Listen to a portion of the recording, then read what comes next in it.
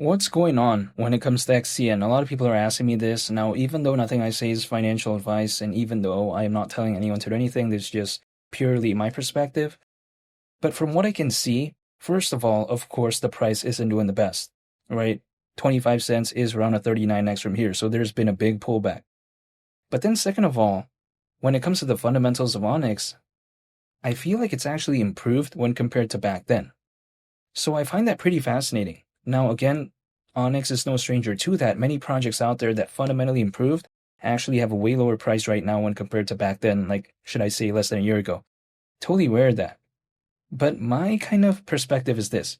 I have a friend out there who had no kind of, issues, right? Dollar cost averaging into XCN when the market cap was around, you know, 6, 700, 800 million, 900 million, even nearly that around $1 billion market cap. But then now that it's below 250 million in terms of market cap, suddenly he said that, oh wow, no. Now, of course, personally, that is just from what I've observed, right? But if let's say I had no issue, let's say, buying a t-shirt at $10, now that it's become $2, there's a, reduction maybe, right, in terms of that hypothetical price. Suddenly I don't want it anymore. I mean, I just don't have that type of mindset actually, but this is just my perspective. Because I asked my friend out there, why was that the case, right? Why was it okay back then, but then now it's like not such a good thing? He said that he's gonna wait for the market cap to like exceed 500 million again.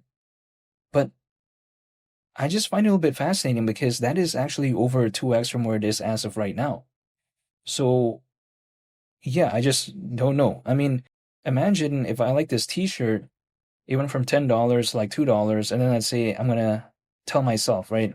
Well, I'm only gonna acquire this t-shirt again once the price goes back up to $5.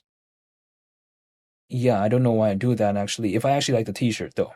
This is just my perspective. So when it comes to what's going on again, when it comes to XCN, I just kind of feel like, again, it's kind of simple, really. Altcoins, first of all, are not doing the best, but then the fundamentals seem to have improved when it comes to Onyx. So, yes, there is a price pullback, but to me, I am just, the way I take a look at it, staying patient, I'm holding, and I'm just waiting because I still like the fundamentals of Onyx. I just don't feel like anything really bad happened to it. I mean, how can something like Onyx, right, which just recently, not too long ago, launched the testnet of their Layer 1 blockchain, which, granted, was anticipated quite a lot back then, but not really right now, which arguably is the biggest thing it's done, or should I say the biggest thing it's achieved fundamentally, right? I think historically speaking, when it comes to the existence of, this project, if let's say that is the case, but then actually the price is actually lower than back then, I don't know why I would just randomly want to just, I would say give up. I just don't know why I would do that, especially if Goliath is the biggest thing that it's done so far in terms of, again, launching the Layer 1 blockchain called Goliath, in terms of the testnet, right? Because, of course, the mainnet is still waiting for Q1 of 2026, but I'm saying, like, kind of just even launching the testnet of that is already a pretty big achievement at the end of the day, because a lot of friends that I know out there, they didn't think they would be able to pull that off, A lot of my friends out there thought that, oh, Onyx is not going to be able to do that.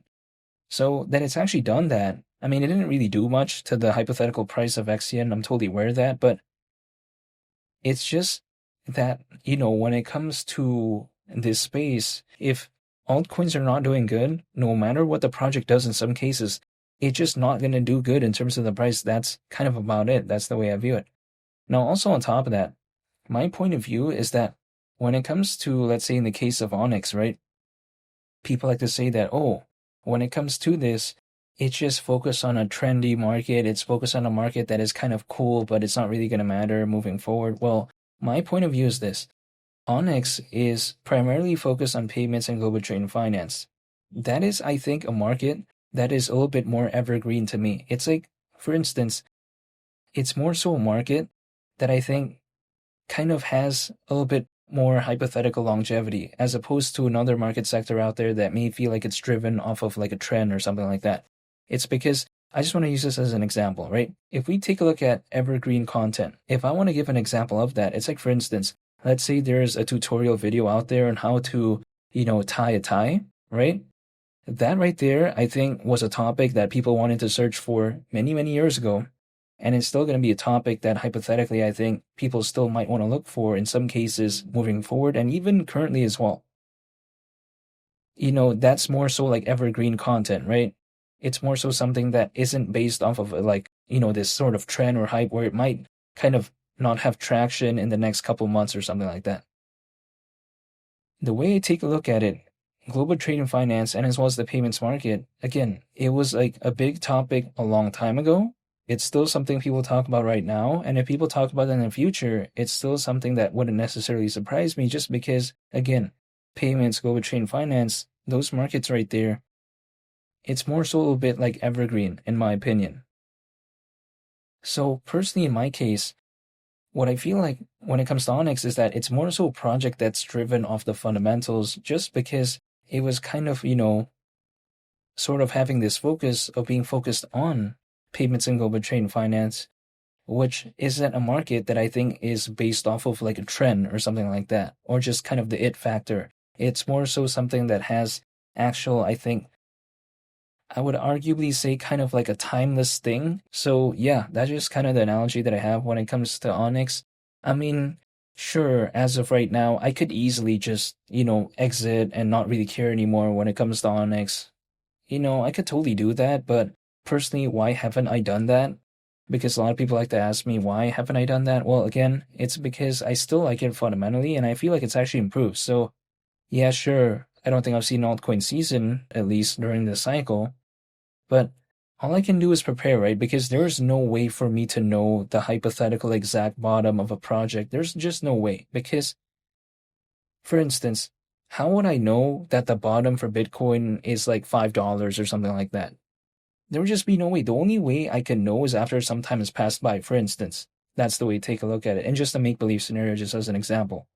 Because some time has passed by, now I know that, you know what, $5 when it comes to Bitcoin, yeah, I just don't know if we could ever hypothetically see that, maybe. So this is kind of my point of view. So for instance, what is the exact hypothetical bottom for the market cap of XCN, let's say, during this pullback? I have no idea. I cannot control that. If let's say it's 200 million, 175, whatever the case may be. The only way I would know that is the case is after some time has passed by, like let's say 5 months later, 6 months later, if let's say the market does better, then I would know. But there's no way for me to know that, at least as of right now. It's like, for instance, when XCN had that pretty good rally not too long ago, I was not able to know that exact moment. So all I'm doing as of right now is just dollar cost averaging, holding and just waiting. That's about it. Again, I'm not telling anyone to do anything. But if let's say XCN has that next leg up for whatever reason, I still will not be able to know that exact moment in time. So what I do is, again, I just literally dollar cost average once a month, and that's it for the projects that I'm a fan of. But then beyond that, all I can do is just stay patient and wait. Now, clearly, again, right, I'm not telling anyone to do anything, but I'm just saying this is personally what I'm doing, and all I can do is stay patient, and that's about it. And of course, it's not really that good seeing things hypothetically not do the best, but what can I do about it, right? The only thing I can do is just stay patient and just take a look at the fundamentals, and I still like it. And I think it's going to be taking a look back later. Like, if let's say the market does better, I feel like sometimes people take a look back at like the sort of resume of a project in terms of what they did during times when the market wasn't doing the best. So this is why I haven't given up, and I just want to say thank you for watching. I hope you all have a nice day. It's Billy the Captain, and I'll catch you on the next one. I'm out. Peace. Bye.